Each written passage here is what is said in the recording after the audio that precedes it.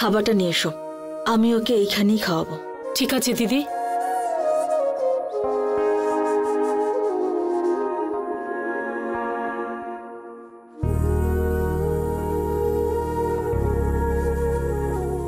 বস এখানে।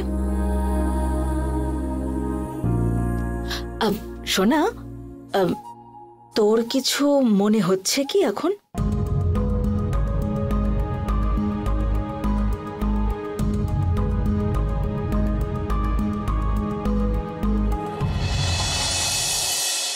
কিচ্ছু মনে হচ্ছে না তো।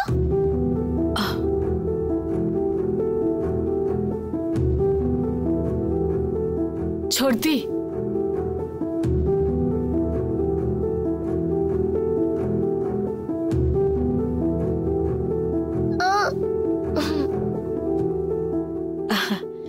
সোনা, আরেকবার একটু ভাবতো, দেখ তো তোর কিছু মনে হয় কিনা।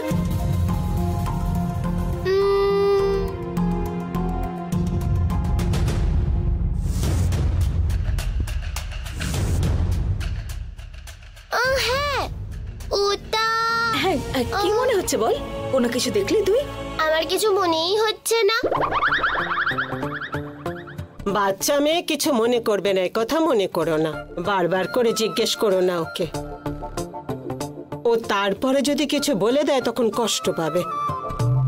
না কমলা মা, ও নর্মাল আছে কিনা বা ওই শক্তি এখনো ওর মধ্যে আছে কিনা কি করে জানতে পারবো? কিছু মনে হলে আমি ঠিক বলবো। এখন আমাকে খাওয়াও তো।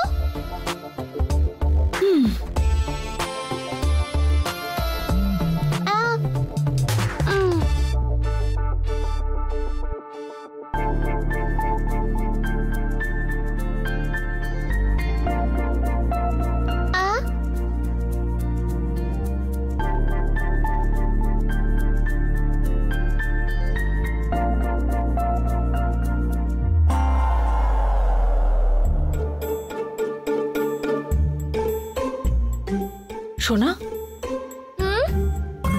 এখন কিছু মনে হচ্ছে কি? মনে হচ্ছে।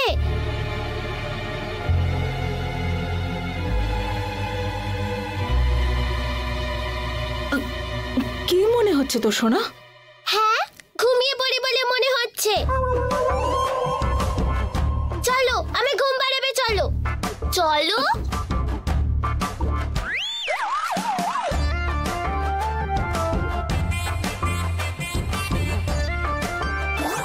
কমলা মা, আমি তো ভয় পেয়ে গেছিলাম, কে জানে আবার হয়তো ও কিছু বলে ফেলবে। কি বলবে সেই ভেবেই ভয় লাগছিল। ভালোই হলো নিজে থেকে বললো ঘুমোতে যাচ্ছি, এবার একটু শান্তি।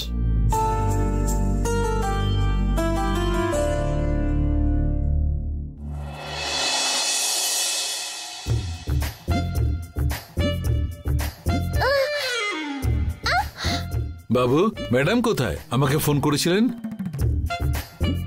মা কোথায় আছে সেটা বলার আগে কিছু খাবার এনেছেন আপনি আমার জন্য? আরে সরি বাবু, আজকে ভুলে গেছি, নেক্সট টাইম অবশ্যই নিয়ে আসবো।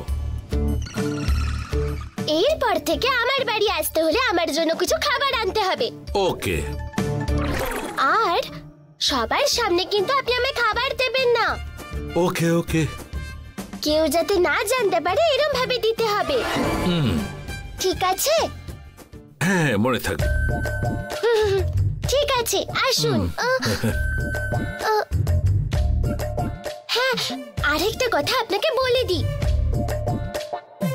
মায়ের সাথে কথা বলার সময় আমি যে আপনার কাছে খাবার চেয়েছি এটা বলবেন না, ঠিক আছে? ঠিক আছে ঠিক আছে। আসুন।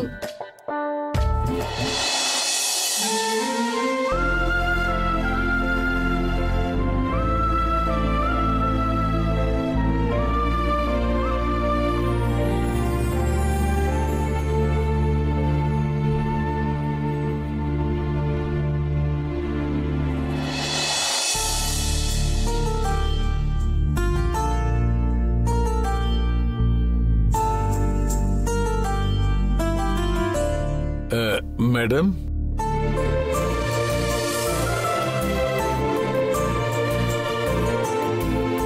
মিস্টার শিবা, আসুন, বলুন কি ব্যাপার।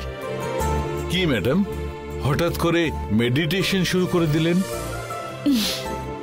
আপনারা সবাই মিলে কি আমাকে কম টেনশন দিচ্ছেন?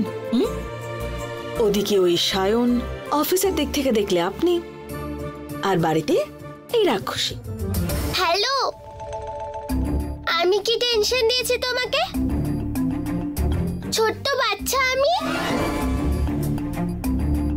ম্যাডাম, সত্যি আপনার সাহসের তুলনা হয় না। যতই বিপদ আসুক আপনি ঠিক সামলে নেন। আপনি যেরকম প্রবলেম ফেস করেছেন সেরকম কেউ ফেস করেনি ম্যাডাম। আপনার মতন প্রবলেম কারো থাকলে এতক্ষণে বিজনেস ছেড়ে চলে যেত। আপনি আয়রন লেডি ম্যাডাম। তাই বলে কত টেনশন সহ্য করা যেতে পারে মিস্টার শিবা? সেই জন্যই মেডিটেশন শুরু করলাম। যদি খুব বেশি টেনশন থাকে তাহলে আধ ঘন্টা মেডিটেশন করলেই বেশ খানিকটা শান্তি পাওয়া যায়। ও হ্যাঁ, আপনাকে এখানে আসতে বলার কারণ হলো জাপান থেকে অশোক আমাকে ফোন করেছিল। আমাদের মেশিনারিগুলো ওখান থেকে পাঠানো হয়েছে। ওখান থেকে হলদিয়া পোর্টে আসবে, আর পোর্ট থেকে সমস্ত জিনিসপত্র ক্লিয়ারেন্স করিয়ে কলকাতায় আনানোর দায়িত্ব আমাদের। আপনি তার ব্যবস্থা করুন। Okay madam. Here are the details. Shipment company details এটাতে আছে, আর কোন কোন মেশিনারি এখানে আসছে তার সমস্ত ডিটেলসও এখানে দেওয়া আছে। তার সঙ্গে অ্যারাইভাল ডেট আর টাইমও দেওয়া আছে এখানে।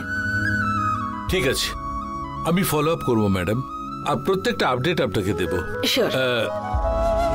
আগে ম্যাডাম, এই দুটো ফাইলে আপনার সিগনেচার লাগবে।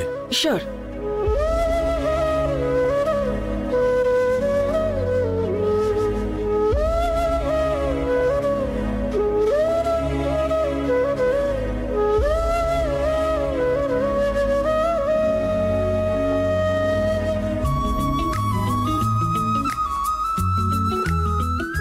Thank you madam.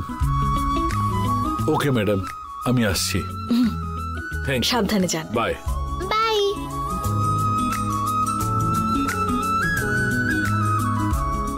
মা, আমিও তোমার সাথে মেডিটেশন করব। তুই মেডিটেশন করতে চাস? ঠিক আছে, আয়।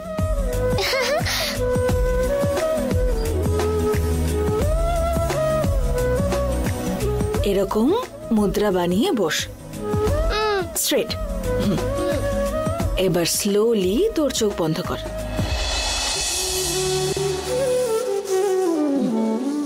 Breathe in, breathe out.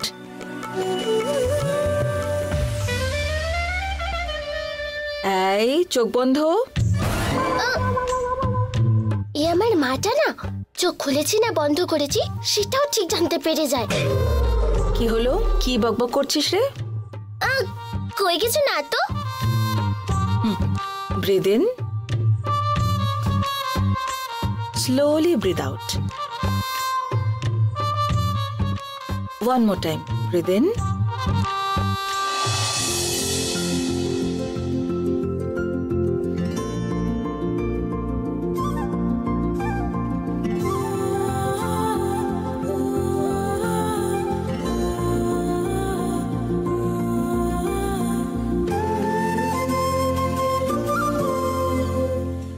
Sure sure আমি করব, নো প্রবলেম।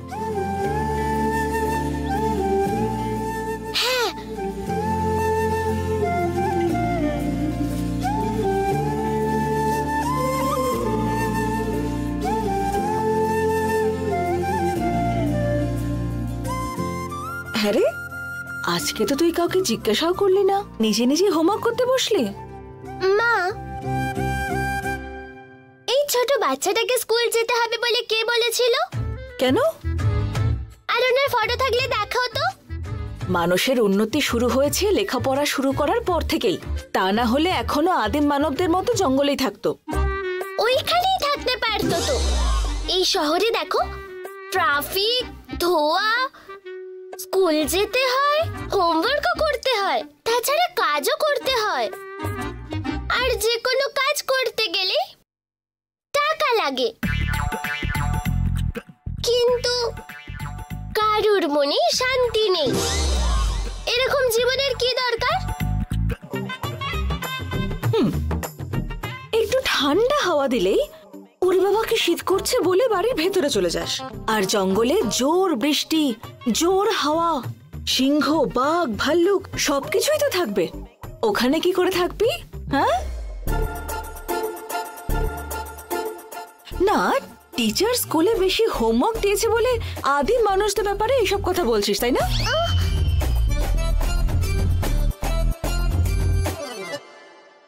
আগে হোমওয়ার্ক শেষ কর। শিবানী, কেমন আছো মা? সোনা, তুমি কেমন আছো মা? ও, তুমি হোমওয়ার্ক করছো? আচ্ছা দাদু, তুমি এত দূরে এখানে এলে কেন?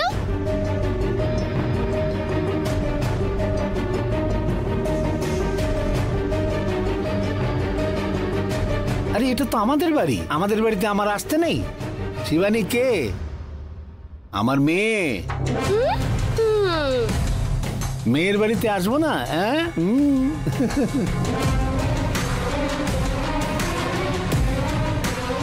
ওরা কোথায়? রূপা, কমলা মা, কাউকে দেখছি না। কমলা মা, কমলা মা, অনেক দূর থেকে এলাম আমি, কফি কিংবা জুস একটু দাও না। আপনি বলুন, কেমন আছেন মামা?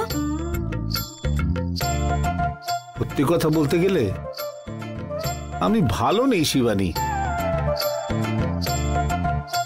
তুমি অ্যারেস্ট হয়েছে এই কথাটা শোনার পর আমার প্রাণটাই যেন বেরিয়ে যাচ্ছিল।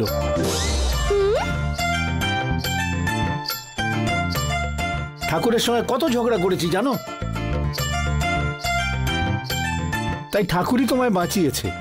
আমি দেবী মায়ের মন্দিরে গিয়ে বলেছি শিবানীকে তোমার বাঁচাতেই হবে, এছাড়া আর কিছু করার ছিল না।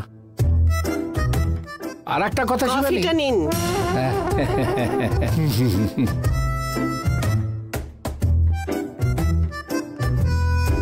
কেমন আছেন প্রতাপ বাবু? আজকাল এদিকে আসছেন না যে, মানে খুব কম দেখছি। কি আর বলবো,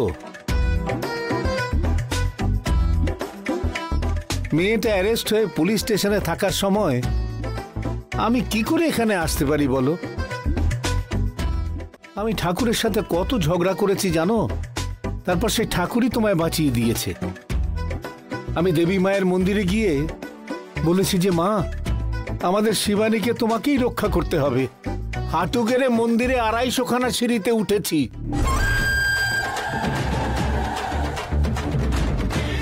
তুমি তো সুপার দাদু। এরম হাঁটু দিয়ে 250টা সিঁড়ি চড়েছো, কিন্তু তোমার পায়ে তো কিছুই হয়নি। হ্যাঁ,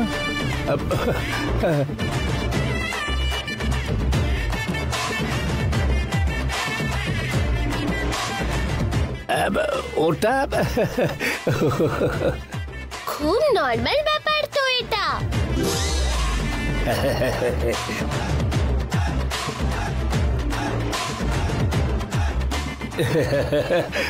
দুষ্টু দুষ্টু মেয়ে একটা, কিভাবে কথা বলছে দেখো। আমাদের বংশের মেয়ে আমাদের মতোই বুদ্ধিমতী হয়েছে।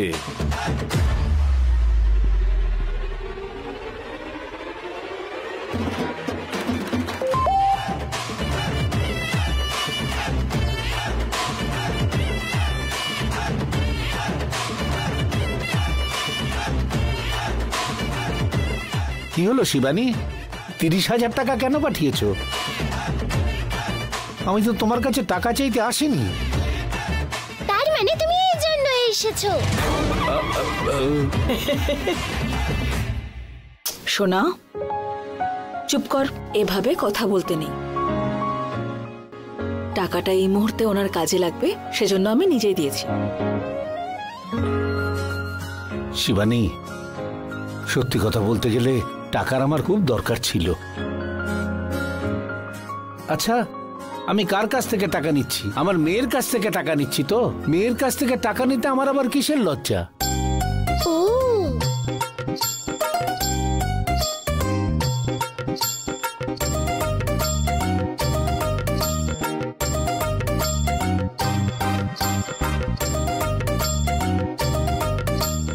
কমলা মা, কফিটা খুব ভালো ছিল। ওইটা চা।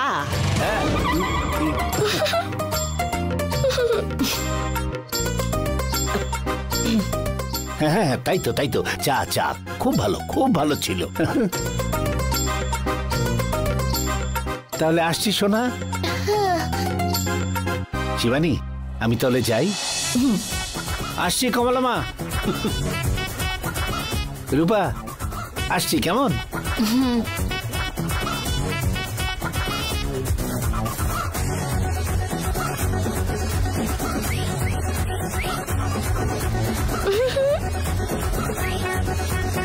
সোনা, যদি কেউ আমাদের সঙ্গে খারাপ করে তাহলে আমাদের উল্টে এমন ভালো করা উচিত যাতে ওরা লজ্জা পেয়ে যায়। আমরা সবাই সেরকম নয় বাবা। আমার কেউ একটা খারাপ করলে আমি তার 3টা খারাপ করব।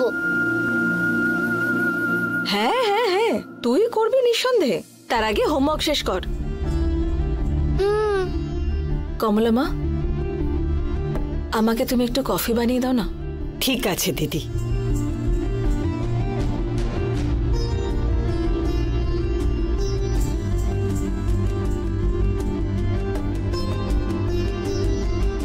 এই দেখ, কত ভুল করেছিস তুই। এটা ঠিক নয়। আগে কি বলেছে দেখ, দে আমায়।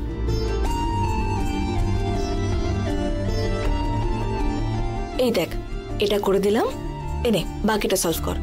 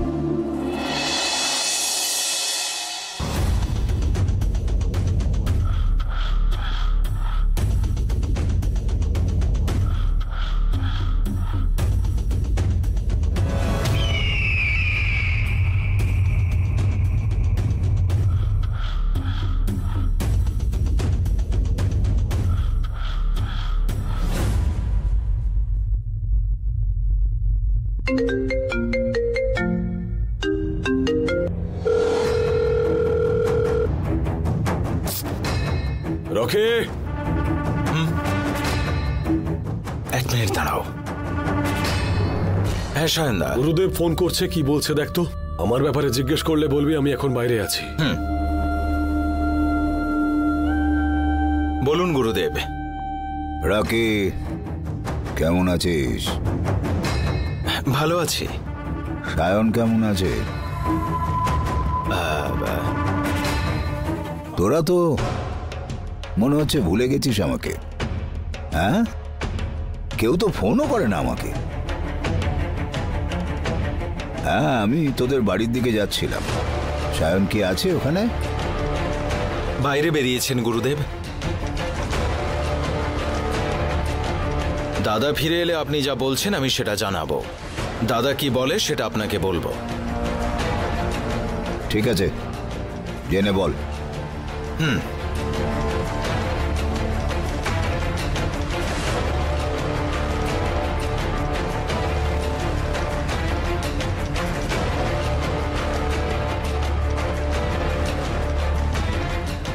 কি বলছিলেন?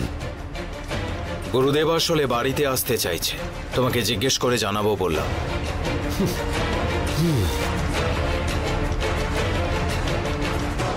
এই লোকটা একটু বেশি অজুহাত দেয় বুঝলি। দিন দিন খালি খেয়ে খেয়ে শরীর বড় করছে। মন্ত্রশক্তি বাড়ানোর কোনো উদ্দেশ্যই নেই। খালি চোখ বড় বড় করে জ্ঞান দেবে আমাকে। ওই লোকটাকে দিয়ে কোনো কাজ হবে না। পুরো ওয়েস্ট প্রোডাক্ট, ডামি পিস একটা। আজ অব্দি একটা প্ল্যানও সাকসেসফুল করতে পারেনি। আমি ওনাকে যেই অন্য কোনো তান্ত্রিকের কথা বলবো, উনি আমাকে কোনো না কোনো ভাবে নিজের কথায় ফাঁসিয়ে নেবেন। লোকের ব্রেন ওয়াশ করতে খুব ভালো জানে উনি। ওরকম অকর্মণ্য লোক দিয়ে কোনো লাভ নেই রকি। কাজের লোক চাই। আজকের পর বেশি এন্টারটেইন করিস না ওনাকে।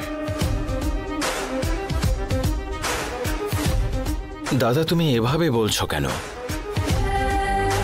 উনি আমাদেরকে তো প্রচুর সাহায্য করেছেন দাদা। তোমার আর পূজার ওই কেসটাতে জাজের পা ভেঙে যাওয়ার পরে কেস প্রায় 3 মাস পিছিয়ে গেল দাদা। আমাদেরই সুবিধে হলো, ঠিক সেই কারণে আমরা টাইম পেয়ে গেলাম। তারপরে তো শিবানীর মেয়েকে নিয়ে এসে বুলেট চেঞ্জ করলো বলে আমরা বেঁচে গেলাম। উনি যদি সেই সময় এই কাজগুলো না করতেন তাহলে তুমি এতদিনে জেলে থাকতে দাদা। উনি অনেকবার আমাদেরকে বলেছেন শিবানীর সঙ্গে দেবী উমা রয়েছে বলেই আমরা কিছু করতে পারছি না, নইলে আমাদের সঙ্গে অনেক কিছুই হয়ে যেত। ওনার কথা না শুনে আমরা ডক্টরের সঙ্গে একবার যোগাযোগ করেছিলাম। তার ফল কি হলো তো দেখলে, কিচ্ছু করতে পারলাম না। উনি কিন্তু অন্যান্য তান্ত্রিকদের মতো নন দাদা। যদি পজিটিভ কেস হয় তাহলে উনি হ্যাঁ বলেন, আর উনি না পারলে সরাসরি না বলে দেন। আর সবচেয়ে বড় কথা হলো টাকার জন্য উনি কাজ করেন না। আমি এটা করব সেটা করব এই কথা বলে লোকের থেকে টাকা মারে না।